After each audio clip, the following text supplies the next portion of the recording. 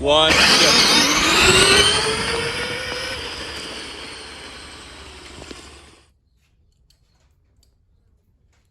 What's going on, guys? It's Alex here from Teeterbilt Racing. I just wanted to show you guys a little video on how to build your dual motor gearbox. This is at least the way that I do it. So I'll start by just showing you the few steps that we do to build the dual motor gearbox. So first, we pop the case off, pull all the gears out. You're obviously gonna remove first gear. You're gonna wanna take this pin out right here.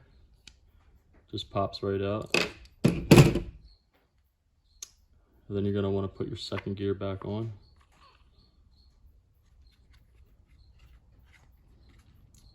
Before we go ahead and do that, let me show you what we do for the back.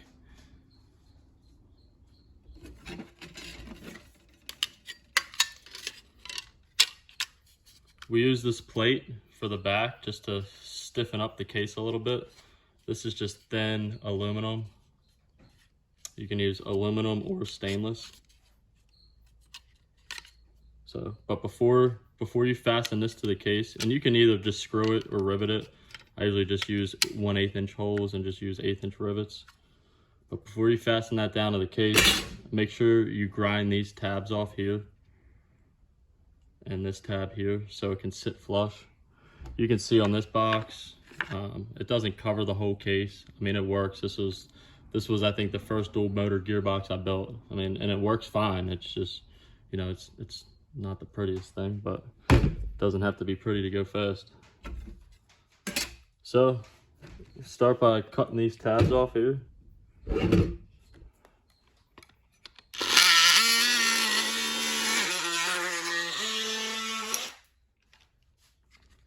All right, now that we grinded those tabs off, you can go ahead and put your back template on. And this piece right here is just handmade.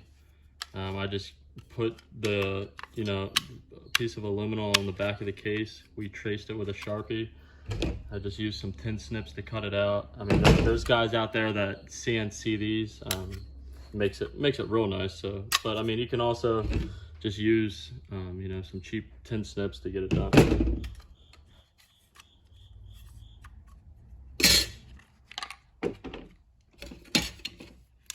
So once that's done though, you're gonna wanna grab your drill some 1/8 inch holes in here, and you know, rivet it to the case just to fasten it down. We're just kind of show you off of this one since it's already done. You can see it's riveted on here. Like I said, it's not the prettiest, but you get the point. I like to use a hole saw bit. This is a 7/8 hole saw bit, and you know, I drill the hole out there. There is some guys that will just drill the hole just for the motor shaft, which is also not a bad idea, but I like to get this whole piece inside of the case. So I just use a hole saw bit. It makes it easier. When you're lining up these holes, a little trick that we do, I just put a little grease on the bolt holes here. And I just, you know, with this being drilled out, I would just put this through. You know, I would have some grease on those. Just press it against the case, and then, you know, it'll leave a grease mark for you so you can drill it. We usually leave one hole solid and then ream one out a little bit so you can adjust it for your pinion size. It's gonna be a lot of trial and error on figuring out the right pinion size. We have 16s here. We run those on the car, on this particular car, but like I said, it's all a big game of trial and error. It depends how tall your tire is. The taller the tire, the smaller the pinion you're gonna want, at least from the testing that we have done. Once the metal backing that you have is riveted on or fastened on, however which way you like, the next step is just finding out the spots of where to drill out for your motors. So we're gonna put the pinion on. Oh, and also make sure when you have motors, make sure you grind a little flat spot, especially when you're running dual motors with this power. We face a lot of the times that the pinions come loose and go flying off. So you want to make sure you grind a nice flat, even spot on the motor and just lock down that nut as tight as you can. Or I'm sorry, that Allen key as tight as you can.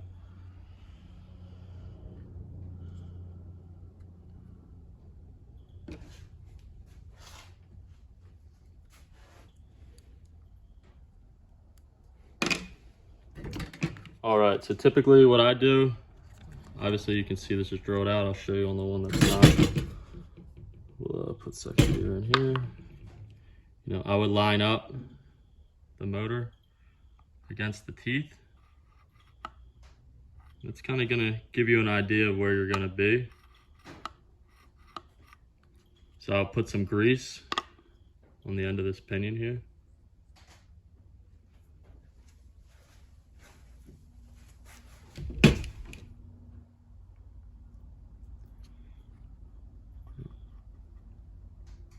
Push against. That's going to kind of give you your mark. You're going to want to grind out this webbing here as well. Just use a multi-tool and just grind out some of this webbing. It just makes it a little bit easier for when you drill. But you're gonna put one motor there, and you're gonna grab your other motor. Put the pinion on it.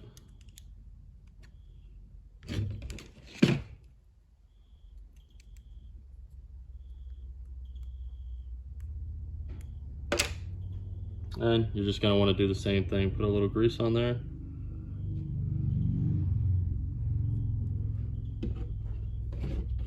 Just kind of hold your other motor in the spot where it was at. You just want to make sure you do this with the other motor in there so you don't drill it too close. The first time I did that, built a case, I drilled the one hole out, and then the next hole was just too close to this one, so I couldn't mount the second motor in there. You got to make sure they're a little bit far, you know, farther away so they're not touching. So we're gonna go here, just press down in the case, and like I said, with this webbing out, you can kind of see on the webbing, it's a little grease mark, but with this webbing cut out, it's gonna leave a nice perfect grease spot down there for you, and it'll lead you to this.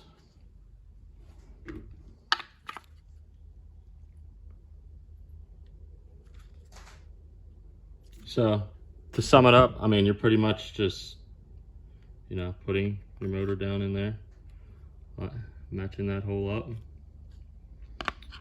matching this one up to make sure they're not touching. And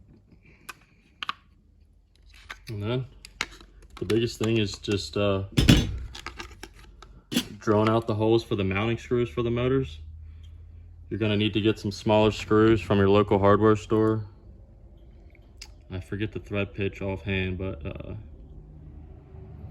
you can look it up online. But your local hardware store will have these screws. Just bring your motor in and match up the threads. It's typically what I do. All right, well, once you get all that done, this is what you're gonna have. You're gonna have two motors mounted on the back of the gearbox, mounted directly to second gear. This is going to give you more mile per hour because you're increasing the gear ratio. I apologize that this video isn't very in-depth, but we just kind of wanted to give you a quick basic run over of how to build a dual motor gearbox. We've been super busy getting ready for Fast Life Fest this Sunday. If you don't already know, make sure you get your kids pre-registered. It's going to be one of the biggest Power Wheels races on the East Coast. We have over 130 kids registered.